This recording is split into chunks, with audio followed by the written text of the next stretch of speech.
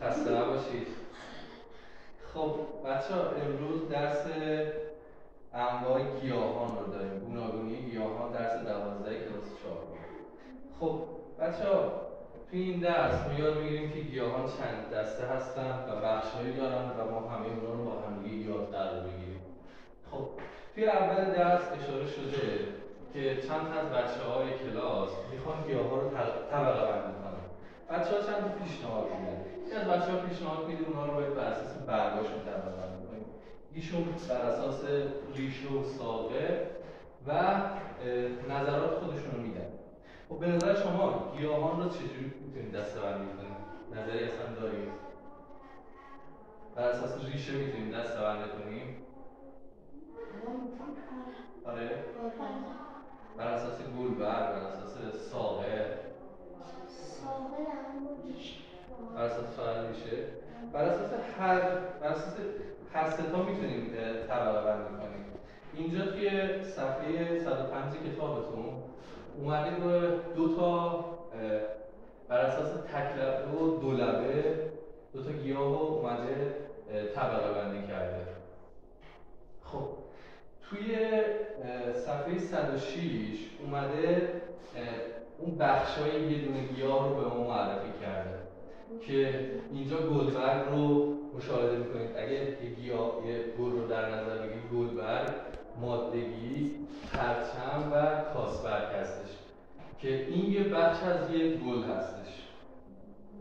اما گردنشان شما تا الان زنبورا رو دیدید که میرن روی گلا میشینن؟ اینا توی اون گلا، وسط گلا دیدید یه ماده‌ای هستش، ماده زرد رنگی هستش، ماده پودری رنگی هستش. زنبورا این پودرا رو که گرده گل هستش رو میبرن و به همه گلا میریزن روی سر همه گلا. اینجوری گلا شکوفا میشه. و اینجا خب حالا یه سری گیاها هم هستن که دونه دارن. بعضی از گیاها هستن که از دونه های اونا میوه به دست میاد. با علاوه اون مواد غذایی به دست میاد. گوجه. آره گوجه. خب گوجه سیب. بله. بعدش پرتقال. آفسن. اونم بعدش طالبی. بله. هست. اون طالبی ها جزئی از سبزیجات هستش. خب اینا هم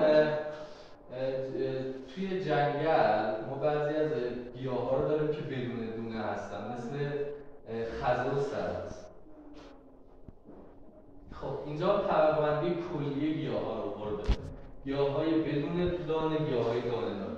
گیاهای بدون دانه که گفتیم مثل خزه و سرس هستش. گیاهای دانه دار هم مثل گلدار هستن، مخروط، دولبه، تکلبه، سوسن و ارم. خب توی شما الان کدومتون درخت میوه دارید؟ توی گل که میده، وقتی اون گل که میده دیگه، توی گل رو باز میکنید ببینید یه دونه خاصی هستش دیگه. اینا همون چیز هستش، همون میوه ها هستش، دونه دار هستش که بعدا تبدیل به میوه میشه.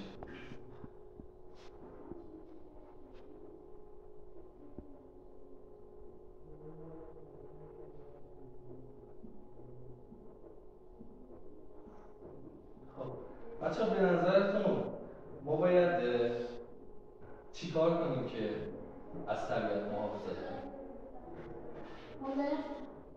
الان چی کار کنیم؟ آشغال‌ریزی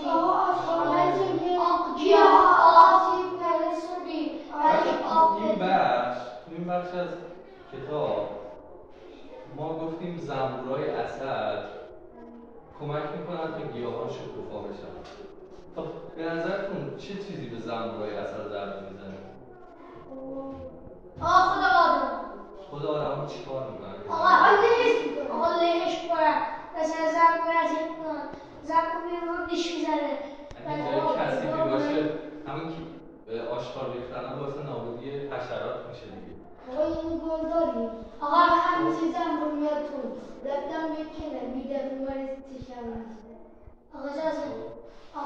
خود اون زنبور عسل وقتی نیش میزنه خیلی چیزه ها. زنبور عسل مخصوصا باز جلوی از بیماری میشه. آقا بگم آقا اون سومی که میری لایسه میزنن از همون نیش زنبور